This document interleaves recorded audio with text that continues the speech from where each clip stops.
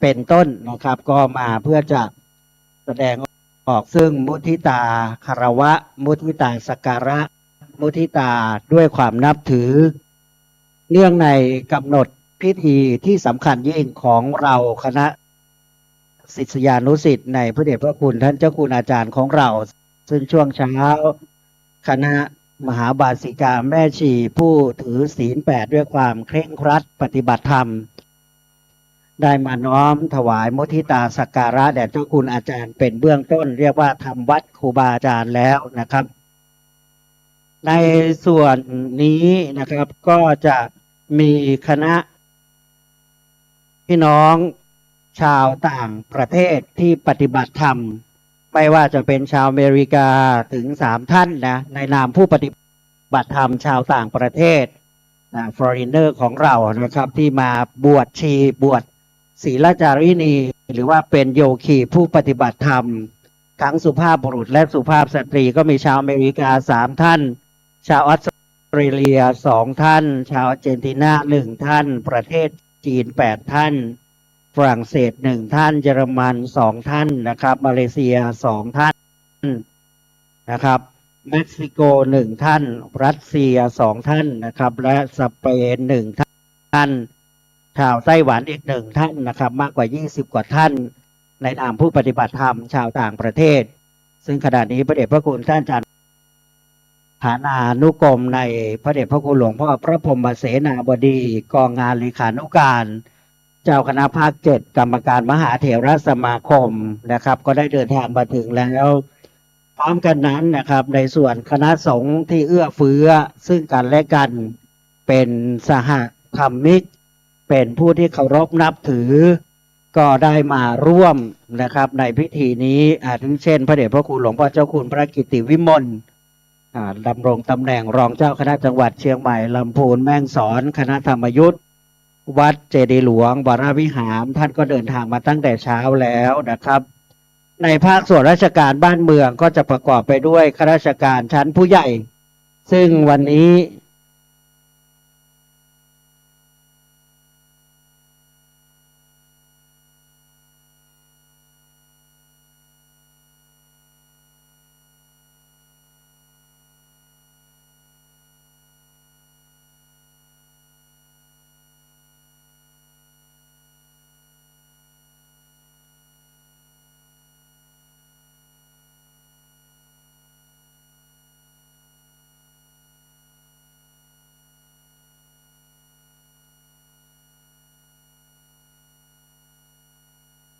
ก็ขอ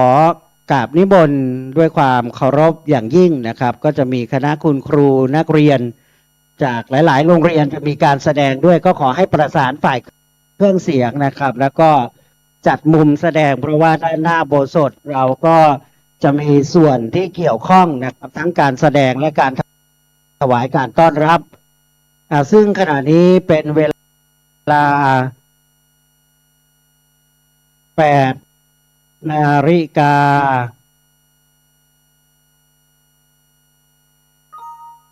52 นาทีนะครับ9 นาฬิกา 39 นาทีจะเริ่มพิธีที่เป็นทางการเพราะฉะนั้น9 นาฬิกา 20 นาทีก็น่าจะพร้อมนะครับในทุกส่วนนะครับก็ต้องขออนุญาตประชาสัมพันธ์เพราะว่าบางคนบางท่านอาจจะได้รับแจ้งกำหนดการหรือในส่วนต่างๆก็อาจจะไม่เป็นทางการหรือว่าติดตามจากทางโฮมเพจของวัดแต่พอเราจะเข้าพิธีถ้าพระมหาเถระประธานสงฆ์องค์ผู้จะมอบคำสั่งเจ้าคณะอำเภอเมืองเชียงใหม่นั้นมาถึงแล้วนะครับเราก็จะเข้าสู่พิธีเลยนะครับเพราะฉะนั้นนี่สำคัญยิ่ง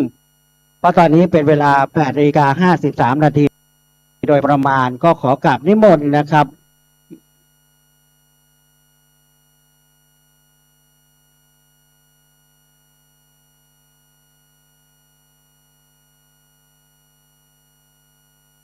เพราะว่าเมื่อพระมหาเถระมาถึงครบถ้วน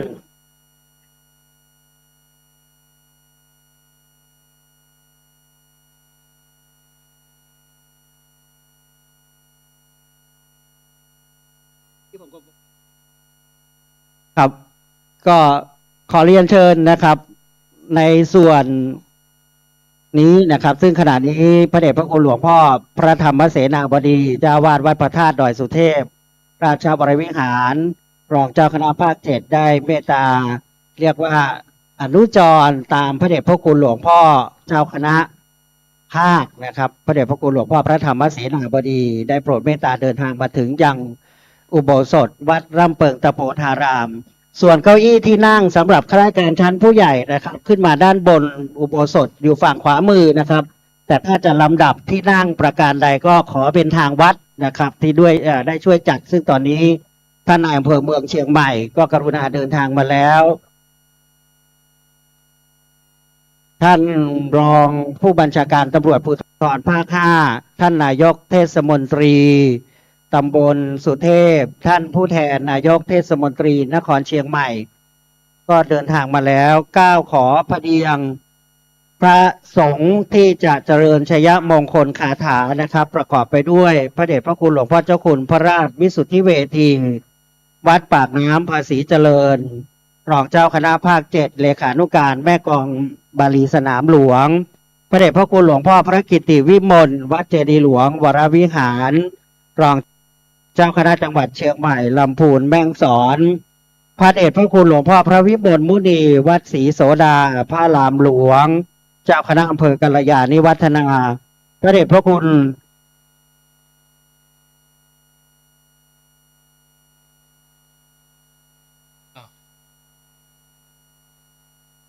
ก็ขอเรียนเชิญนะครับสำหรับข้าราชการชั้นผู้ใหญ่นะครับในบนอุโบสถขวามือนะครับส่วนลำดับของการนั่งนะครับก็คงจะตามบทบาทหน้าที่ตามที่ทางวัดจะได้จัดนะครับก็ต้องขอประธานไฟถ้าถามโฆษกตอนนี้นี่จัดไม่ได้เพราะว่าไม่ทราบจริงๆว่าเรียนเชิญที่ไหนบ้างนะโฆษกก็ต้องทำหน้าที่เฉพาะโฆษกทำหน้าที่เปิดเพลงด้วยทำหน้าที่รับแขกด้วยก็คงไม่ได้นะครับอีกสักครู่ได้เรียนเชิญท่านพันเอกวิรสิทธิ์จันแดงได้เข้าสู่ศาสนาพิธีก้าวขอพระเดียงพระสงฆ์ทรงสมณศักดิ์นะครับที่จะโปรดเมตตาเจริญชยมงคลคาถาซึ่งขณะนี้พระเดชพระคุณหลวงพ่อประธานสงฆ์พระเดชพระคุณหลวงพ่อพระพรหมเสนาบดีรองสมเด็จพระราชาคณะกรรมการมหาเถรสมาคมเจ้าคณะภาค7วัดปทุมคงคาราชวรวิหารกรุงเทพมหานครได้โปรดเมตตาเดินทางมาถึงแล้วพร้อมกับหลวงพ่อรองเจ้าคณะภาค7ทั้ง2รูปขอพระเดียงพระสงฆ์นะครับที่จะเจริญชยมงคลคาถา9รูปประกอบไปด้วยพระเดชพระคุณหลวงพ่อเจ้าคุณพระราชวิสุทธิเวทีวัดปากน้ำภาษีเจริญรองเจ้าคณะภาค7เลขานุการแม่กองบาลีสนามหลวงเลขานุการผู้รักษาการแทนเจ้าคณะใหญ่หนเหนือรูปที่2พระเดชพระคุณหลวงพ่อเจ้าคุณพระกิตติวิมลวัดเจดีย์หลวงวรวิหารรูปที่3พระเดชพระคุณพระวิมลมุนีวัดศรีโสดาพระรามหลวงรูปที่4พระเดชพระคุณพระวิมลวัฒนคุณวัดปทุมคงคานะครับเลขานุการในนามหัวหน้าสำนักงานเจ้าคณะภาค7พระเดชพระคุณพระครูปริยัติคุณนาธรวัดปทุมคงคาราชวรวิหารพระเดชพระคุณพระครูธรรมธรสุขสำราญปิยศรีโรนะครับหรือจะในราชทินานามฐานานุกรมใหม่ก็คือพระครูประหลัดสุวัฒนวิมลคุณหรือนิมนต์พระมหาชำนาญมหาชโนปริยธรรม9ประโยควัดปากน้ำภาษีเจริญพระเดชพระคุณหลวงพ่อพระครูวิทิตศาสนาธรวัดพระสิงห์วรมหาวิหารพระเดชพระคุณหลวงพ่อพระครูสิริเจติยานุกูลวัดพระธาตุดอยสุเทพปริยัติยานุศาสตร์รองเจ้าคณะพระเดชพระคุณหลวงพ่อพระครูบัณฑิตธรรมาภรณ์วัดพระนอนขอนตาลรองเจ้าคณะอำเภอแม่ริมพระเดชพระคุณท่านอาจารย์พระประหลัดจตุพรวชิระยาโดเลขานุการเจ้าคณะจังหวัดเชียงใหม่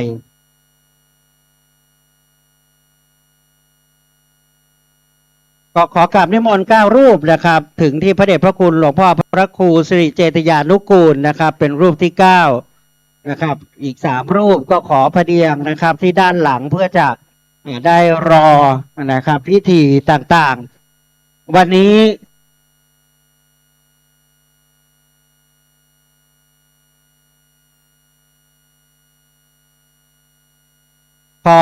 ถวายความสะดวกแด่พระมหาเถระเจ้าคณะตำบลเจ้าอาวาสในเขตอำเภอเมืองเชียงใหม่ขอรับ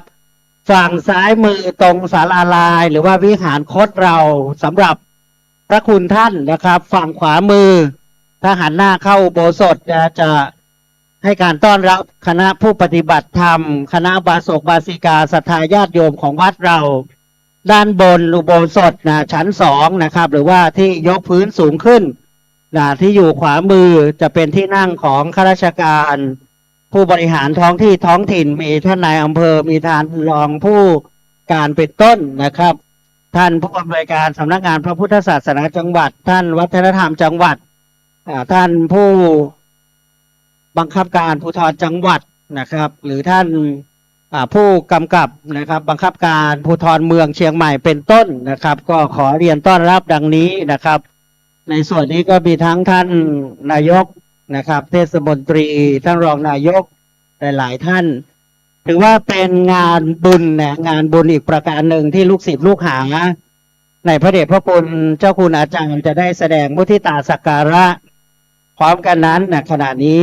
ในส่วนของอดีตผู้อำนวยการสำนักงานพระพุทธศาสนาแห่งชาติท่านผอ.ณรงค์ทรงอารมณ์ก็ได้มาถวายการต้อนรับกับพระมหาเถระมีพระเดชพระคุณหลวงพ่อพระพรหมเสนาบดีหลวงพ่อพระธรรมเสนาบดีหลวงพ่อพระเทพมังคลาจารย์หลวงพ่อพระเทพสิงหวราจารย์เป็นต้นขอพระเดียงพระสงฆ์9 รูปนะครับ9 รูปซึ่งจะมีส่วนสำรองไว้3 รูปนะครับตามที่ท่านอาจารย์วีรศิษฐ์จันแดงจะได้พระเดียงที่อาสนะสงฆ์นะครับเพราะว่าเราจะรอความพร้อมนิดหนึ่งเพราะว่าตอนนี้9 นาฬิกาเสร็จโดยประมาณตามกำหนดการในดิถีเลิกมงคลนะครับเวลาอันเป็นอุดมมงคลที่ลูกศิษย์ลูกหาได้กำหนดถวายไว้9:39 นาทีก็ขอกราบนิมนต์พระเดชพระคุณนะครับซึ่งขณะนี้มีหลวงพ่อเจ้าคุณพระราชวิสุทธิเวที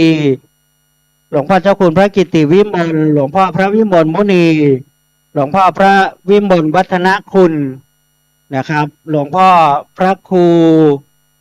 วิทิตศาสนาธรเป็นต้นที่อาสนะสงฆ์แล้วนะครับก็ขอนิมนต์ต่อเนื่องโดยท่านอาจารย์พระครูปริยัติคุณาทานพระครูธรรมธรสุขสำราญพระอาจารย์มหาชำนาญมหาชาโนพระครูสิริเจติยานุกูลนะครับทั้ง9 รูปที่อาสนะสงฆ์พิธีเจริญชยมงคลคาถานะครับที่เทียบด้วยอาสนะสีเหลืองส่วนพระสงฆ์เถรานุเถระเจ้าคณะตำบลเลขานุการเจ้าวาดเป็นต้นขอนิมนต์ที่ฝั่งซ้ายมือของอุโบสถนะครับบริเวณศาลาลายญาติโยมอยู่ฝั่งขวามือนะครับข้าราชการชั้นผู้ใหญ่นะครับอาทิเช่นนะครับท่านนายอำเภอเมืองเชียงใหม่วันนี้มอบตาตั้งนายอำเภอเมืองฝ่ายพระนะครับถ้าเราพูดง่ายๆนายอำเภอเมืองฝ่ายบ้านเมืองนะครับก็มาด้วยนะครับท่านไม่ได้เชิญผู้ว่าแต่ท่านบอกว่าให้เกียรติท่านนายอำเภอพ่อเมืองอำเภอเมืองด้วยกันทั้งฝ่ายสงฆ์และฝ่ายบ้านเมืองนะครับแล้วก็ขณะเดียวกันท่านพลตำรวจตรีพิเชษฐ์จิรนันท์กสินท่านรองผู้บัญชาการตำรวจภูธรภาค5ท่านผู้กำกับนะครับอำเภอเมืองนะครับก็มาด้วยนะครับในนามลูกศิษย์หลวงพ่อเจ้าคุณภาคส่วนราชการประกอบไปด้วยอำเภอเมืองเชียงใหม่ผู้อำนวยการสำนักงานพระพุทธศาสนาจังหวัดเชียงใหม่ท่านวัฒนธรรมจังหวัดเชียงใหม่นายกเทศมนตรีเทศบาลนครเชียงใหม่โดยผอกองการศึกษาศาสนาและวัฒนธรรมท่านผู้กำกับการสถานีตำรวจภูธรเมืองเชียงใหม่ผู้กำกับการสถานีตำรวจภูธรภูพิงค์ราชนิเวศท่านนายกพุทธสมาคมจังหวัดเชียงใหม่ท่านนายกยุวพุทธิกสมาคมจังหวัดเชียงใหม่ประธานกลุ่มหนุ่มสาวจังหวัดเชียงใหม่ท่านนายกเทศมนตรีนะครับตำบลสุเทพผู้อำนวยการโรงเรียนบ้านโป่งน้อยผู้อำนวยการโรงเรียนบ้านเชิงดอยผู้อำนวยการโรงเรียนบ้านห้วยทรายท่านกำนันตำบลสุเทพท่านผู้ใหญ่บ้านหมู่ที่5บ้านร่ำเปิงตำบลสุเทพนะครับแม่หลวงวิริยาชัยมาศของเราท่าน ผู้ใหญ่บ้านหมู่ที่1 2 3 4 6 7 8 9 10 11 12 14และ15ในเขตปกครองตำบลสุเทพด้วยนะครับก็ขอเรียนต้อนรับทุกท่านด้วยความเคารพครับ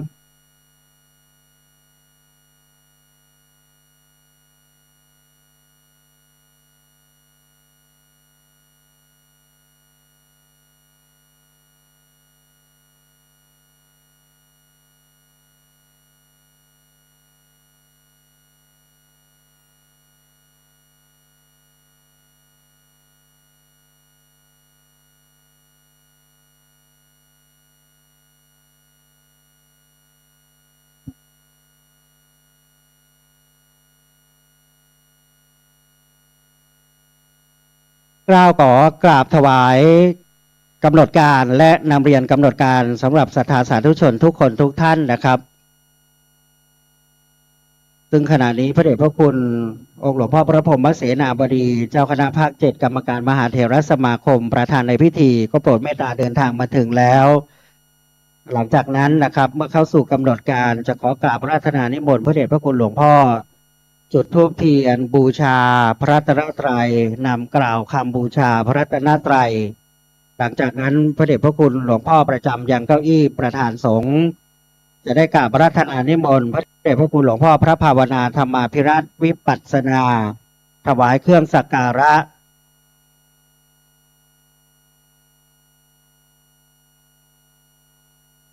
จะได้เรียนเชิญผู้แทนส่วนราชการผู้แทนคณะศรัทธาบาศกบาสิกา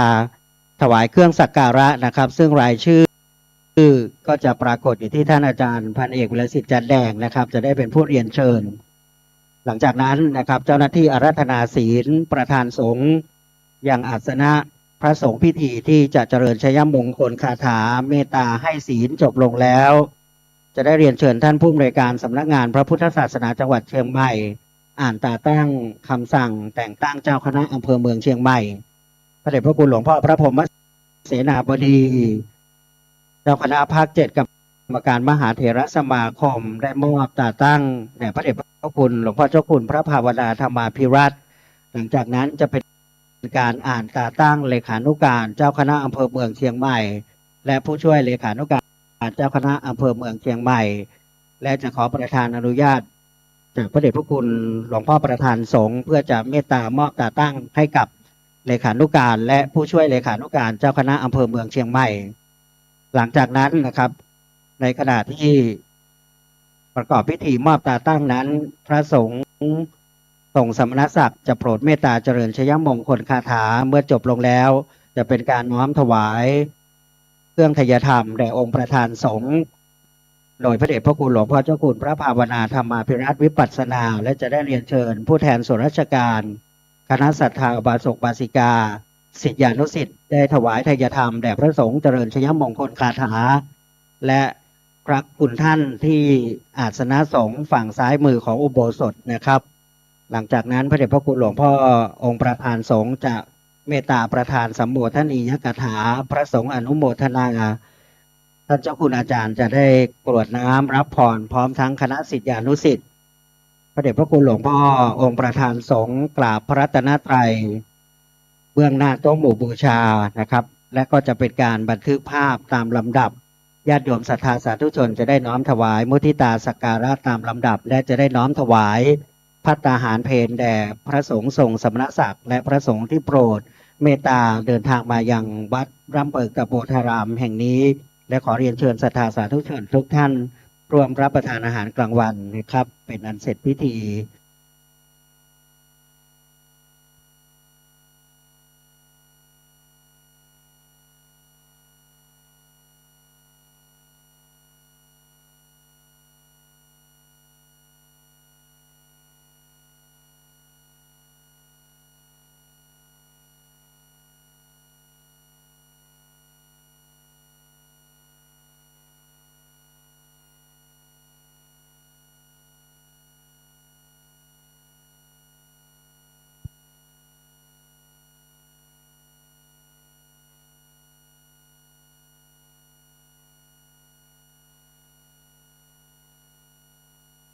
กับขอประธานการว่าการพระเดชพระคุณพระพรหมเสนาบดี เจ้าคณะภาค7เจ้าวาดวัดประทุมคงคาราชวรวิหารพระเถรานุเถระที่เคารพทุกรูปเรียนศรัทธาสาธุชนท่านผู้มีเกียรติที่เคารพทุกท่านครับพิธีมอบตาตั้งเจ้าคณะอำเภอเมืองเชียงใหม่นะครับณพระอุโบสถวัดรำเปิงตะโพธารามแห่งนี้ได้รับได้รับเมตตา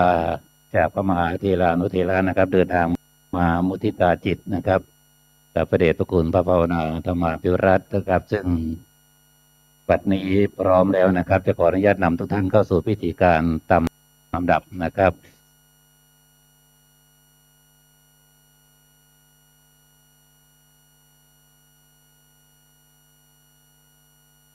กับเบื้องต้นขอรับเมตตาบารมีพระเดชพระคุณพระพรหมเสนาบดีเจ้าคณะภาค7กรรมการมหาเถรสมาคมเมตตาเป็นประธานในพิธีจุดธูปเทียนบูชาพระรัตนตรัยที่ต้มบูชาทุกท่านได้ลุกขึ้นยืนประนมมือ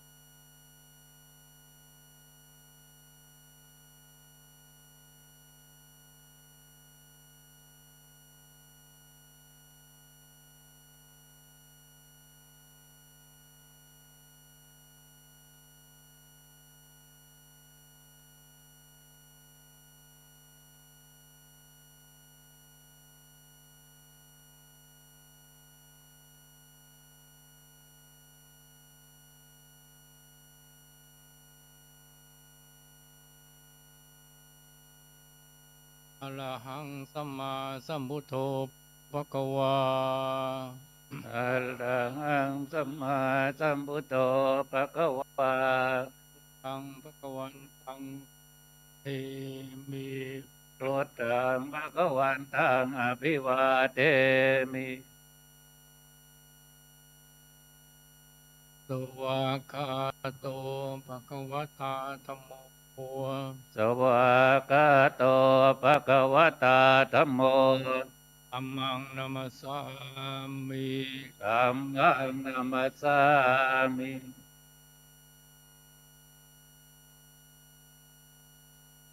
สุปฏิปันโนภะคะวะโตสาวกสังโฆสุปฏิปันโนภะคะวะโตสาวกสังโฆสังฆังนะมา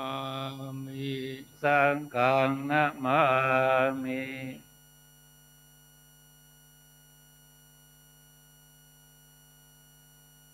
อันธรรมยังพุทธัสสะภะคะวะโตปุปปภาคณมการังกโรมาสินะโมตัสสะภะคะวะโตอะระหะโตสัมมาสัมพุทธัสสะนะโมตัสสะภะคะวะโตอะระหะโตสัมมาสัมพุทธัสสะนะโมตัสสะภะคะวะโตอะระหะโตสัมมาสัมพุทธัสสะ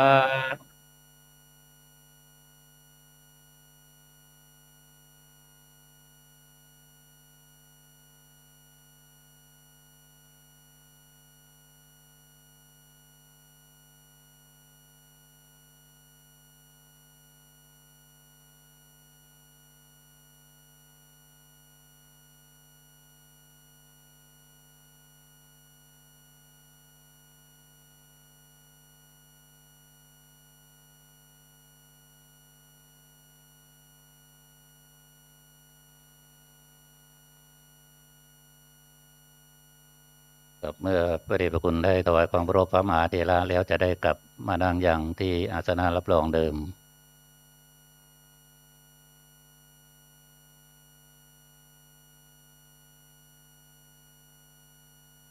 ครับเชิญนั่งครับ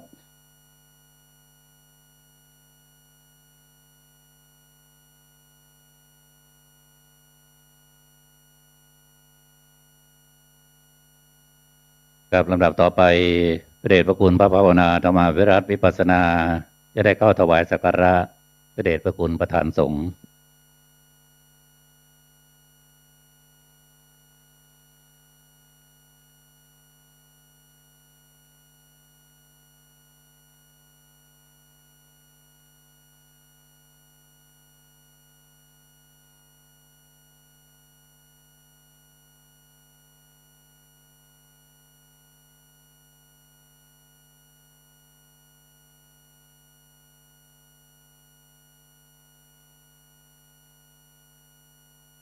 ครับจากนั้นเรียนเชิญในส่วนของอุบาสกอุบาสิกาได้เป็นผู้แทนน้อมถวายสักการะพระเดชพระคุณประธานสงฆ์ตามลำดับนะครับ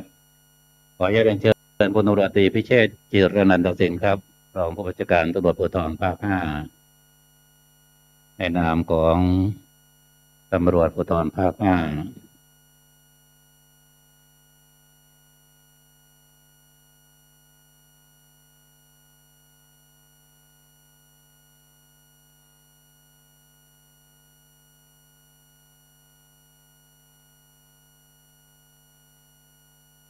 ครับและในนามของพี่น้องชาวอำเภอเมืองนะครับขออนุญาตเรียนเชิญท่านสิทธิศักดิ์อภิกุลชัยสิทธิ์ครับนายอำเภอเมืองเชียงใหม่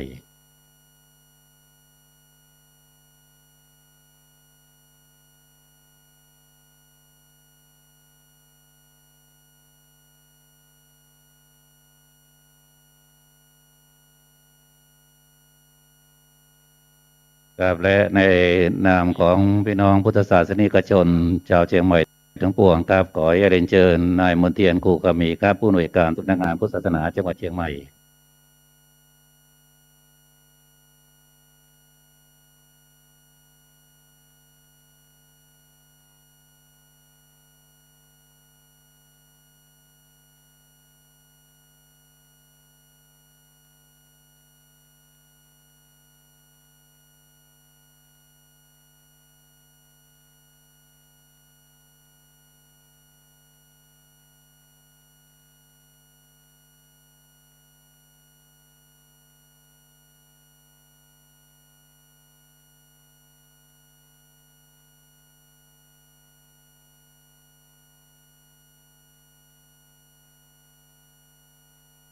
ครับและจากนี้ไปนายอัครทิพย์ศรีครับสำนักงานพุทธศาสนาจังหวัดเชียงใหม่จะได้นำทุก ขอเรียนเชิญทุกท่านอาราธนาเบญจศีลพร้อมกันครับมายังพันเตวิสุงรักขณาทายะติสราเนนะสหะปัญจศีลานิยาจามะ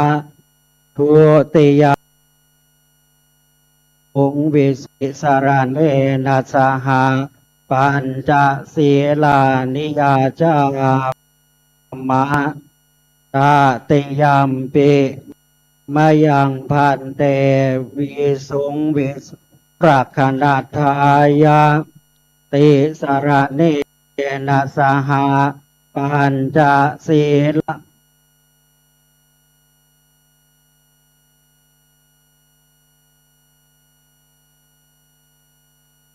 ตัสสะนะโมตัส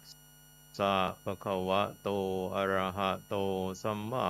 สัมพุทธัสสะนะโมตัสสะภะคะวะโตอะระหะโตสัมมาสัมพุทธัสสะนะโมตัสสะภะคะวะโตอะระหะโตสัมมาสัมพุทธัสสะนะโมตัสสะภะคะวะโตอะระหะโตสัมมาสัมพุทธัสสะนะโมตัสสะภะคะวะโต อะระหะโตสัมมาสัมพุทธัสสะ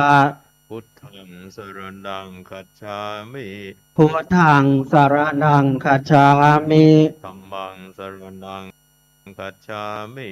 ธัมมังสรณังคัจฉามิ สังฆังสรณังคัจฉามิ สังฆังสรณังคัจฉามิ ทุติยัมปิพุทธังสรณังคัจฉามิ ทุติยามปิพุทธังสรณังคัจฉามิ ทุติยัมปิธัมมังสรณังคัจฉามิ ทุติยามปิธัมมังสรณังคัจฉามิ ทุติยัมปิสังฆังสรณังคัจฉามิ ทุติยามปิสังฆังสรณังคัจฉา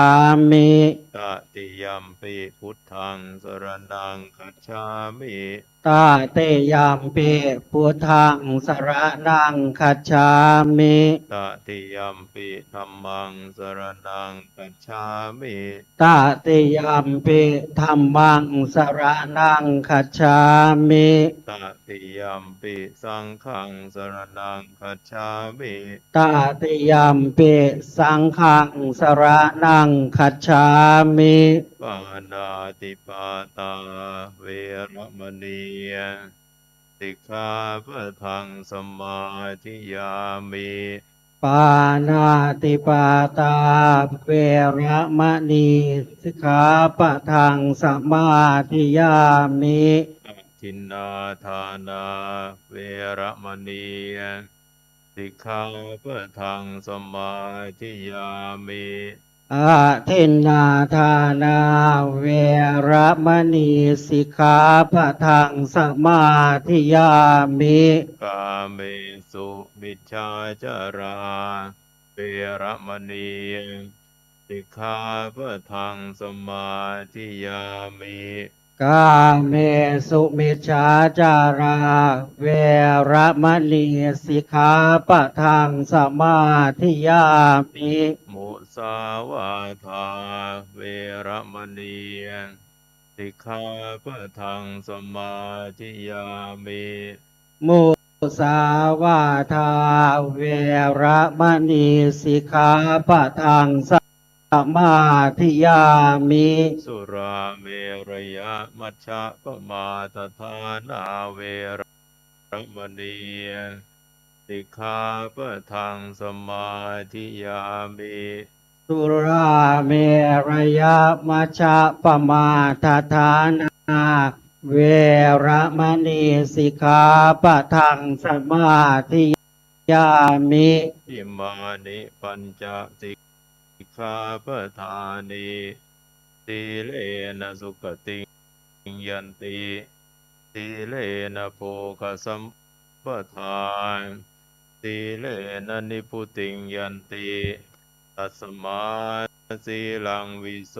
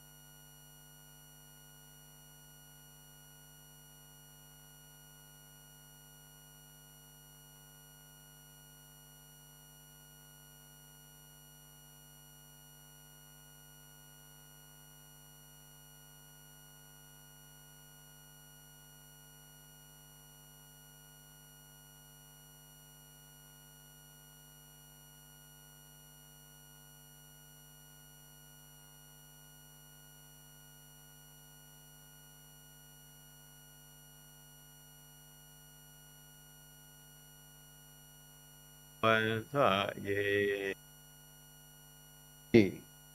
พระภาวนาธรรมาภิรัตน์สุพรรณฉายา อาจินนสีโล อายุ62พรรษา41วิทยาฐานะนักธรรมชั้นเอกพุทธศาสตร์มหาบัณฑิตกิตติมศักดิ์วัดร่ำเปิงตำบลสุเทพอำเภอเมืองเชียงใหม่จังหวัดเชียงใหม่ปัจจุบันดำรงตำแหน่งเจ้าวาดวัดร่ำเปิงรองเจ้าคณะอำเภอเมืองเชียงใหม่และผู้รักษาการแทนเจ้าคณะอำเภอเมืองเชียงใหม่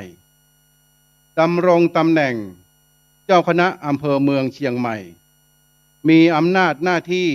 ปกครองคณะสงฆ์ในเขตอำเภอของตนตามกฎมหาเถรสมาคมฉบับที่23พุทธศักราช2541ว่าด้วยระเบียบการปกครองคณะสงฆ์ขอจงถึงความเจริญงอกงามไพบูรณ์ในพระพุทธศาสนาตลอดกาลและนานเทินแต่งตั้งณวันที่13กรกฎาคมพุทธศักราช2566พระพรหมเสนาบดีเจ้าคณะภาค7กับโอกาสนี้พระเดชพระคุณพระภาวนาธรรมาภิรัตน์วิปัสสนา จะได้เข้ารับแต่ตั้งเจ้าคณะอำเภอเมืองเชียงใหม่จากพระเดชพระคุณพระพรหมเสนาบดีประสงค์ในพิธีได้เจริญชัยมงคลคาถา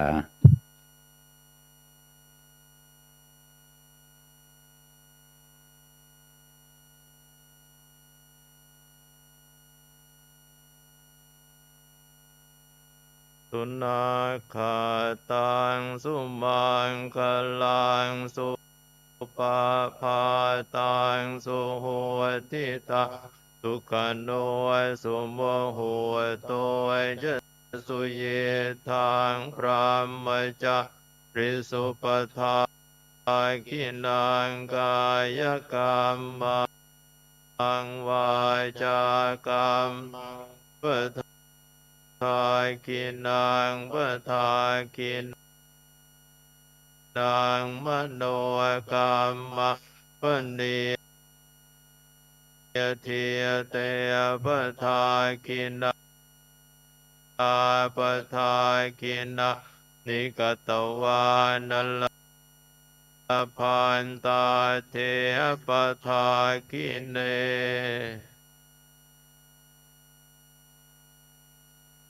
และขออนุญาตเรียนเชิญนายอำเภอเมืองเชียงใหม่นะครับได้อ่านตาตั้งเลขานุการเจ้าคณะอำเภอเมืองเชียงใหม่และผู้ช่วยเลขานุการเจ้าคณะอำเภอเมืองเชียงใหม่ตามลำดับขออนุญาตเรียนเชิญครับ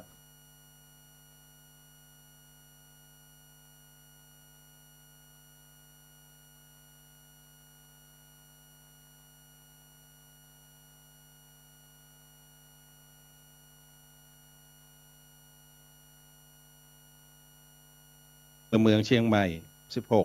16เรื่องแต่งตั้งเลขานุการเจ้าคณะอำเภอเมืองเชียงใหม่อาศัยอำนาจตามความในข้อ21วรรค2แห่งกฎมหาเถรสมาคมฉบับที่24พุทธศักราช2541ว่าด้วยการแต่งตั้งถอดถอนพระบัญญัติคณะสงฆ์พุทธศักราช2505แก้ไขเพิ่มเติมโดยพระราชบัญญัติคณะสงฆ์ฉบับที่2พุทธศักราช2535จึงแต่งตั้งให้พระประหลัดพิเชษฐ์ฉายายานนวโรนาม7พรรษานักธรรมเอกศาสนศาสตร์บัณฑิตการศึกษามหาบัณฑิตวัดร่ำเปิงตำบลสุเทพอำเภอเมืองเชียงใหม่จังหวัดเชียงใหม่เป็นเลขานุการเจ้าคณะอำเภอเมืองเชียงใหม่ตั้งแต่บัดนี้เป็นต้นไปตั้งณวันที่24เดือนกรกฎาคมพุทธศักราช2566พระภาวนาธรรมาภิรัตน์เจ้าคณะอำเภอเมืองเชียงใหม่คำสั่งเจ้าคณะอำเภอเมืองเชียงใหม่ที่2 3 4 5 6 7 8ครับ2566เรื่องแต่งตั้งผู้ช่วยเลขานุการเจ้าคณะอำเภอเมืองเชียงใหม่ อาศัยอำนาจตามความในข้อ 21 วรรค 2 แห่งกฎมหาเถรสมาคม ฉบับที่ 24 พุทธศักราช 2541 ว่าด้วยการแต่งตั้งถอดถอนพระสังฆาธิการ ออกตามความในพระราชบัญญัติคณะสงฆ์พุทธศักราช 2505 แก้ไขเพิ่มเติมโดยพระราชบัญญัติคณะสงฆ์ฉบับที่ 2 พุทธศักราช 2535 จึงแต่งตั้งให้ พระใบดีกาศักดิ์ชัย ฉายาสติสัมปันโน อายุ 42 พรรษา 12 วิทนะฐานะ นักธรรมเอกพุทธศาสตร์บัณฑิต ภาษาอังกฤษ วัดร่ำเปิง ตำบลสุเทพ อำเภอเมืองเชียงใหม่ จังหวัดเชียงใหม่ พระประกิตติ์ฉายาฐานิสโร อายุ 31 พรรษา 10 วิทยาฐานะ นักธรรมเอกพุทธศาสตร์บัณฑิต รัฐประศาสนศาสตร์บัณฑิต วัดร่ำเปิง ตำบลสุเทพ อำเภอเมืองเชียงใหม่ จังหวัดเชียงใหม่ พระนภมณฑลฉายานรินโท อายุ 47 พรรษา 8 วิทยาฐานะ นักธรรมเอก พุทธศาสตร์บัณฑิต ภาษาอังกฤษ พุทธศาสตร์มหาบัณฑิต วัดร่ำเปิง ตำบลสุเทพ อำเภอเมืองเชียงใหม่ จังหวัดเชียงใหม่ พระอนุชิต ฉายา วัดสุวรรณโน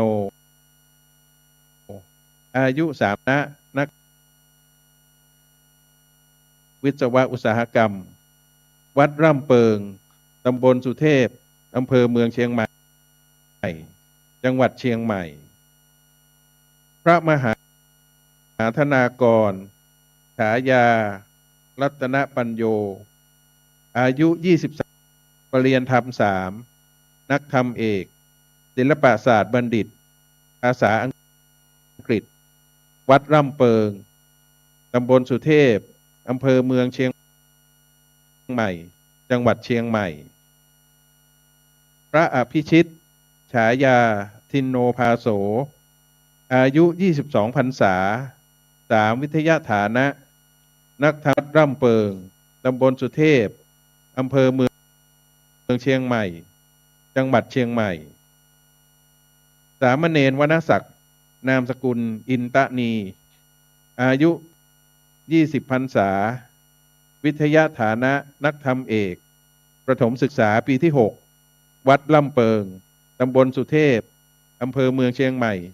จังหวัดเชียงใหม่ เป็นผู้ช่วยเลขานุการเจ้าคณะอำเภอเมืองเชียงใหม่ ตั้งแต่บัดนี้เป็นต้นไป สั่งณวันที่ 24 เดือนกรกฎาคม พุทธศักราช 2566 พระภาวนาธรรมาภิรัตน์วิ เจ้าคณะอำเภอเมืองเชียงใหม่ ครับเลขานุการเจ้าคณะอำเภอเมืองเชียงใหม่และผู้ช่วยเลขานุการเจ้าคณะอำเภอเมืองเชียงใหม่จะได้เข้ารับตราตั้งจากพระเดชพระคุณพระพรหมเสนาบดีกรรมการมหาเถรสมาคมภาค 7ชยันโตโพธิยามุเลสากยานังนันทิวะตโนเอวังตวังวิชัยโยโหหิชัยยตุชัยมังคะเลอปราชิตปันลังเกติเสปทวิโปคะเรอภิเสเกสะปะพุทธานังอาคาปะโตปะโมทติสุนาคาตังสุมังคลังสุปาภาตังสุโหติตาสุขันโนสุโมโหโตจะสุยิตังพรหมจาริสุปทาคินังกายกรรมวาจากรรมังวทาคินังวทาคินังมโนกรรม ปเนียเทียเตปทาคินาปทาคินานิกตวานรพันตาเทปทาคินเนสัพเพพุทธาปราปาตาปัจเจกานันจะยังพัสอรหันตานันจะเตเชนราคะพันธามิสัพพาโส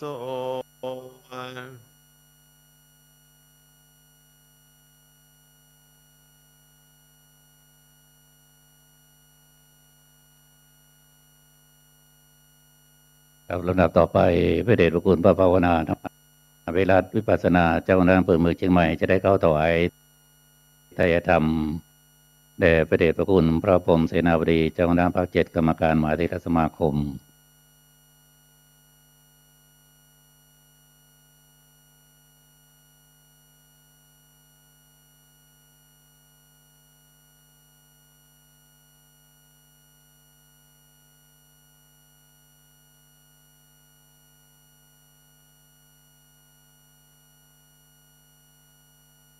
จากนั้นจะได้น้อมประเคนจตุปัจจัยแด่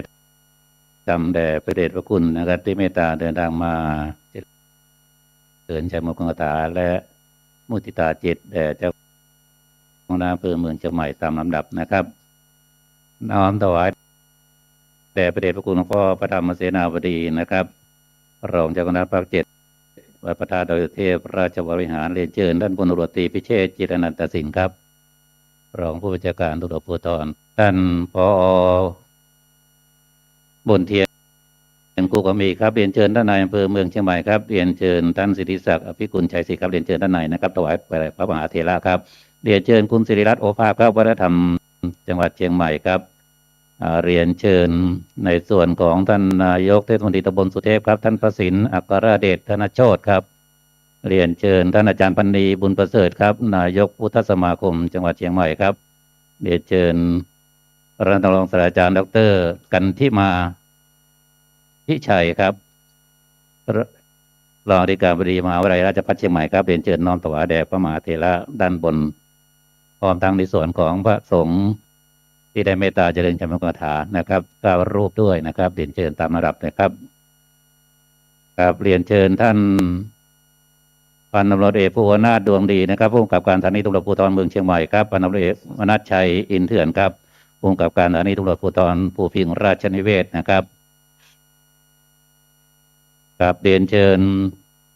ผู้แทนประธานมูลนิธิพุทธสมาคมจังหวัดเชียงใหม่ครับเรียนเชิญครับเรียนเชิญผู้แทนนายกยุวพุทธิกัสสมาคมจังหวัดเชียงใหม่ครับเรียนเชิญผู้แทนประธานกลุ่มหนุ่มสาวจังหวัดเชียงใหม่ครับ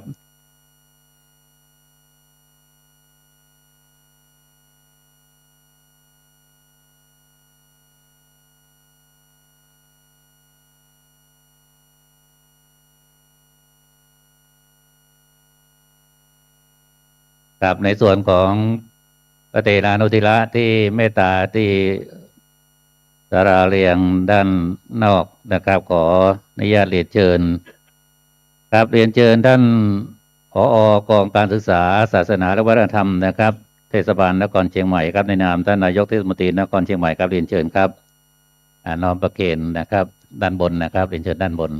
ในส่วนของพระสงฆ์ในพิธีนะครับด้านล่างขออนุญาตเรียนเชิญสถาสาธุชนนะครับอุบาสกอุบาสิกาทุกท่านนะครับได้มีส่วนร่วมกันครับเรียนเชิญนะครับครับเรียนเชิญแม่ชีนะครับ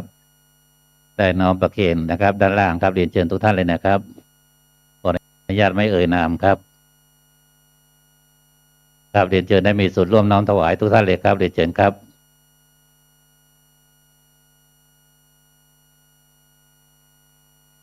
ครับเรียนเชิญครับน้อมประเคน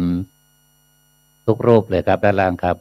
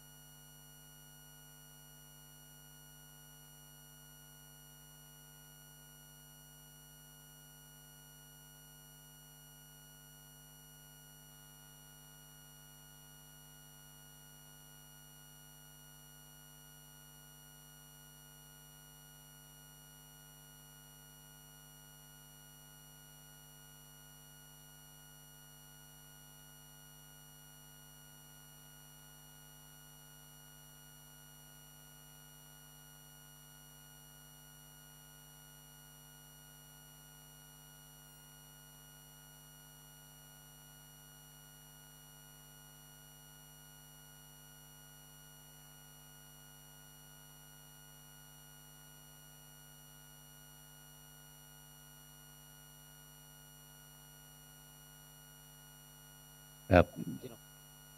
เอามาผูกเขานั่นแหละ เมตตาพระมหาเถระวันนี้นะครับ ประกอบด้วยพระเดชพระคุณพระธรรมเสนาบดีนะครับรองเจ้าคณะภาค7และพระเดชพระคุณพระเทพมังคลาจารย์รักษาการเจ้าคณะจังหวัดเชียงใหม่พระเดชพระคุณพระเทพสิงหปราจารย์นะครับรองเจ้าคณะจังหวัดเชียงใหม่วัดพระสิงห์วรมหาวิหารพระเดชพระคุณพระราชวิสุทธิเวทีนะครับรองเจ้าคณะเมตตาเดินทางมาถึงแล้วนะครับครับเรียนเชิญนะครับศรัทธาสาธุชนนะครับด้านล่างนะครับน้อมประเคนให้เรียบร้อยเมื่อน้อมประเคนเรียบร้อยแล้วเรียนเชิญกลับมานั่งที่รับรองเดิมนะครับ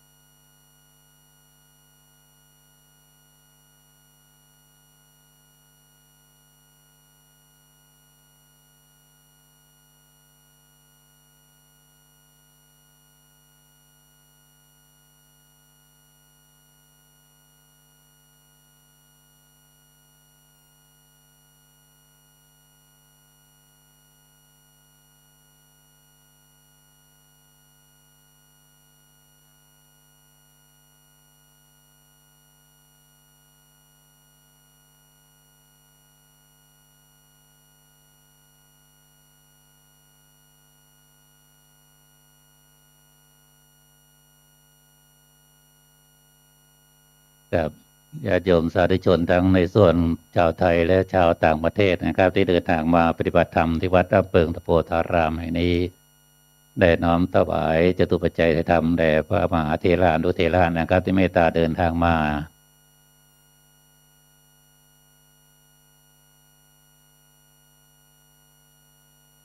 ครับสำหรับพิธีแสดงมุทิตาจิตนะครับแด่พระเดชพระคุณพระภาวนาตมาภิรัตน์นั้นขออนุญาตหลังจากที่พระสงฆ์อนุโมทนาเรียบร้อยแล้วนะครับและขออนุญาตได้เด่นเชิญท่านผู้มีเกียรตินะครับเข้ามุทิตาแด่พระเดชพระคุณนะครับจากการปฏิบัติหน้าที่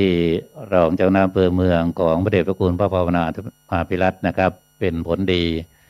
ต่ออำเภอเมืองเชียงใหม่ทั้ง14ตำบลนะครับจึง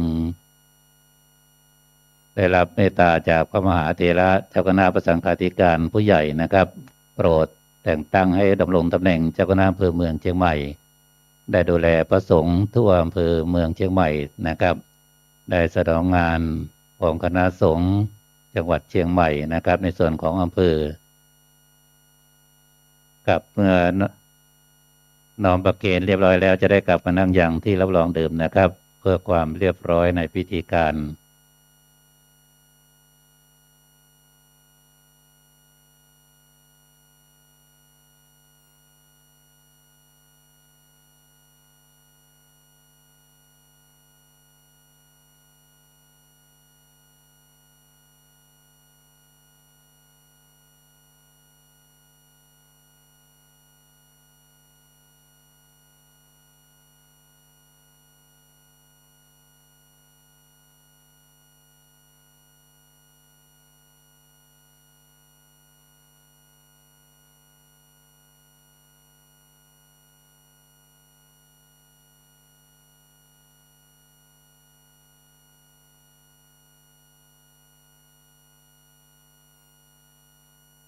กราบแล้วโอกาสนี้ขอรับเมตตาบารมีพระเดชพระคุณพระพรหมเสนาบดีเจ้าคณะ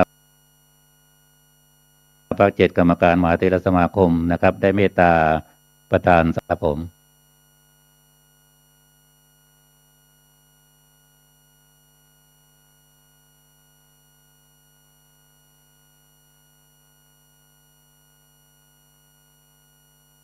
ขอ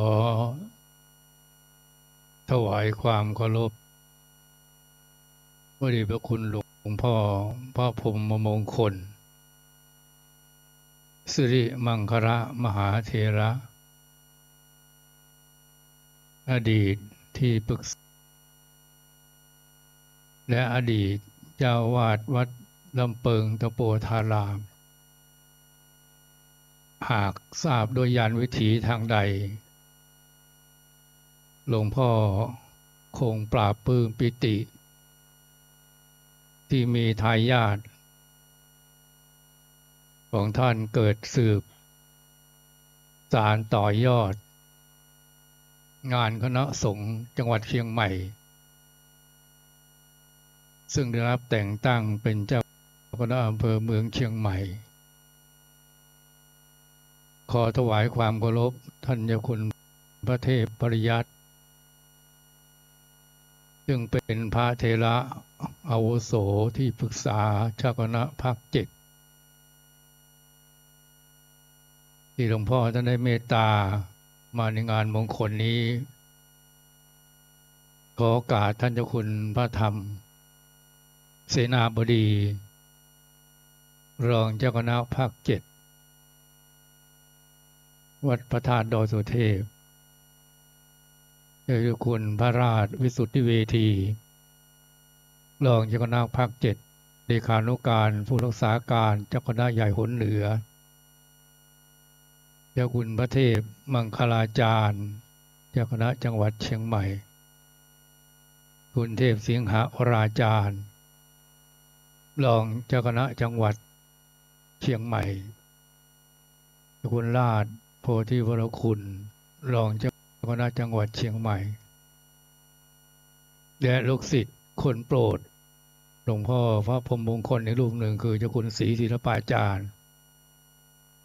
ซึ่งได้รับแต่งตั้งเป็นที่ปรึกษาเจ้าคณะภาค 7ผ่านมติมหาเถรสมาคมเมื่อวันที่20ที่ผ่านมาพระเถรานุเถระและโดยเฉพาะท่านเจ้าคุณพระภาวนาธรรมาภิรัตน์เจ้าคณะอำเภอเมือง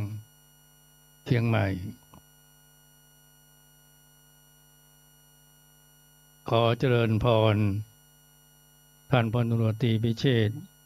อินทนันทศิลป์รองผู้บังคับการตำรวจภูธรภาค 5นายธิติศักดิ์อภิกุลชัยสิทธิ์นายอำเภอเมืองเชียงใหม่นายมนเทียนภูกรรมมีผู้อำนวยการทุกงานพุทธศาสนาแห่ง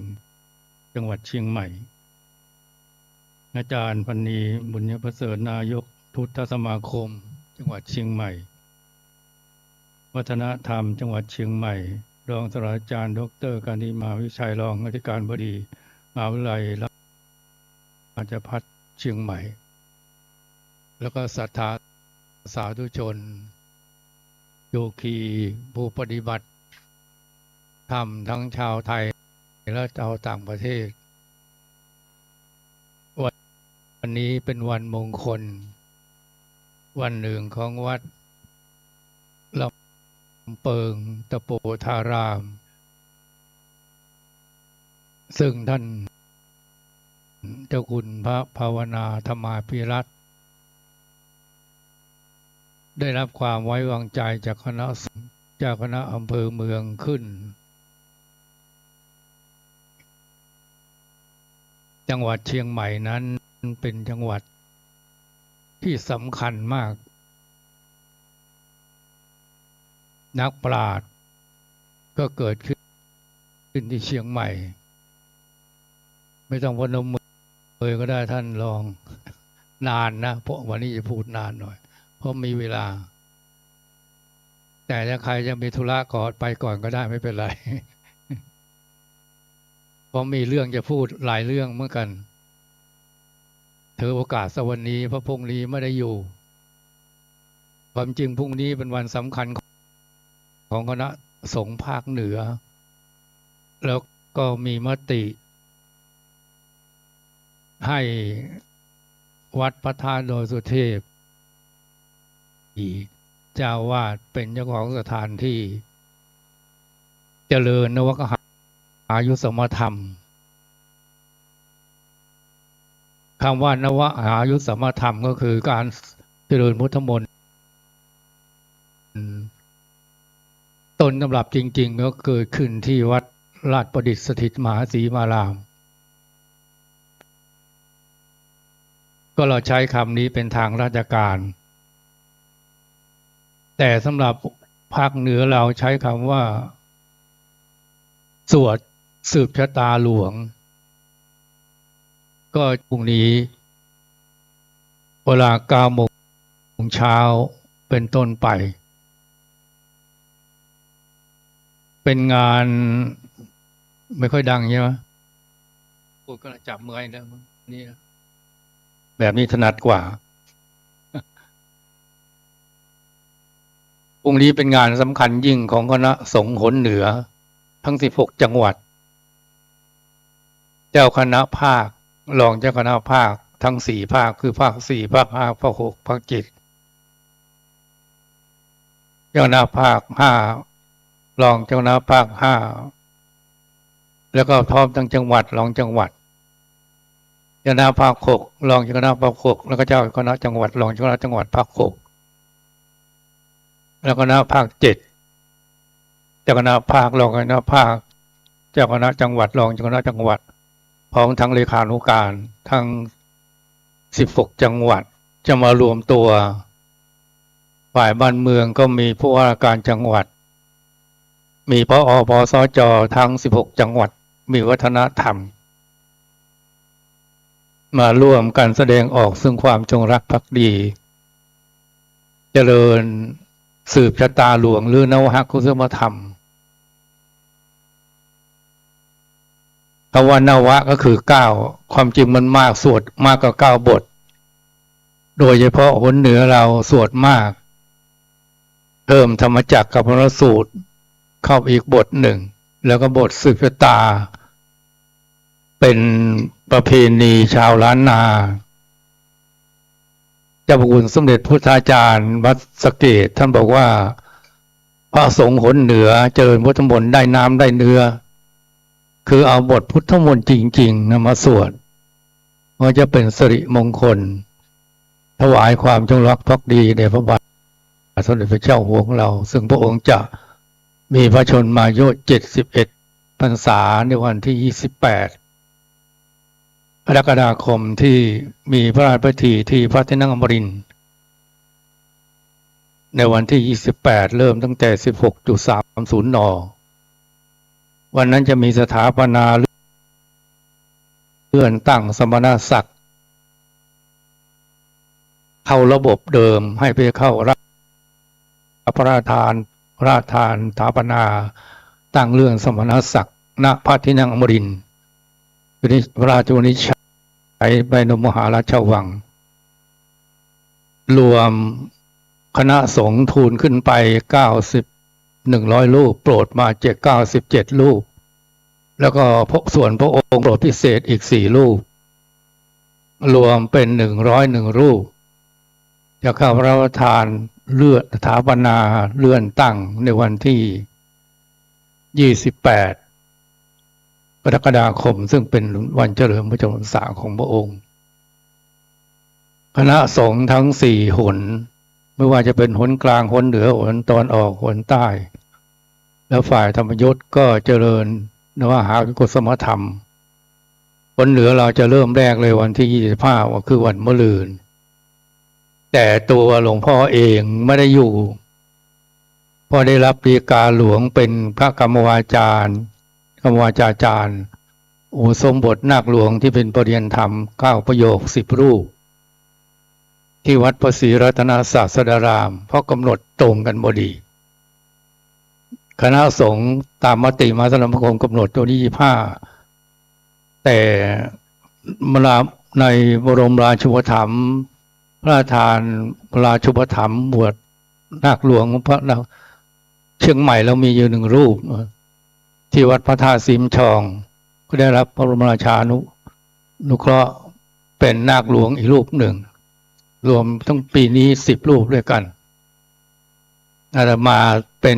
ได้รับฎีกาเป็นกรรมวาจาจารย์แล้วก็เจ้าคุณสมเด็จพุทธาจารย์วัดไตรมิตรเป็นพระบูชาฝ่ายมหานิกายเราที่วัดพระศรีรัตนศาสดารามใครที่เป็นสามเณรที่สำเร็จเป็นสามเณรเรียนธรรม9 ประโยคพระบาทสมเด็จก็ประทานบรมราชานุเคราะห์รับไว้เป็นนาคหลวงคือบวชให้เป็นเจ้าภาพให้แล้วตอนเย็นบางครั้งบางปีพระองค์ก็เสด็จเองบางพงก็พระบรมสารีวงศ์ เด็จมาประเคนอัฐบริขารก็จะเริ่มพิธี9 โมงเช้าจากนั้นคงต้องมอบหน้าที่ความรับผิดชอบนี้ถวายให้เจ้าคุณพระธรรมเสนาบดีท่านทำหน้าที่เจ้าคณะภาคแทนอาตมาต้องกลับเย็นดีแล้วเพราะเป็นงานหลวงสำคัญเหมือนกันก็เชิญชวนพี่น้องชาวเชียงใหม่ก็ร่วมพิธีกันที่วัดพระธาตุดอยสุเทพเริ่มพิธี9 โมงเช้าก็จะเริ่มตั้งแต่สืบคำว่า